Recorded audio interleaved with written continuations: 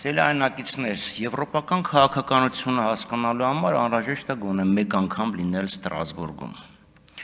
Ստրասբուրգի կենտրոնական հրապարակը ֆրանսերեն մեծ ցուցանակ կա, Place de la République, Ֆրանսիայի ներողություն, Հանրապետության հրապարակ։ Եվ մի քիչ ավելի փոքր տառատեսակով, ֆոնտով Kaiserplatz, կայսերական հրապարակ, ֆրանսերեն եւ գերմաներեն։ Եվ ընդհանրապես Ստրասբուրգում երբ զբոսնում ես էքսկուրսիաների ես գնում, դες ասում են, սա հանրապետական շրջանի պատմական հուշարձանը, սա կայսերական շրջանի պատմական հուշարձանը։ Հանրապետական ասելով ի նկատի ունեն ֆրանսիական մշակույթը, կայսերական ասելով ի նկատի ունեն գերմանական մշակույթը։ Այս Ստրասբուրգում խաղաղությունը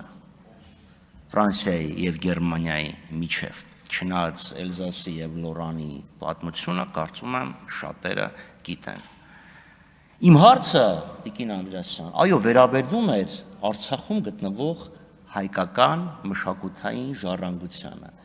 որին դուք չպատասխանեցիք կամ վախեցաք պատասխանել, թե դուք որպես մշակույթի նախարար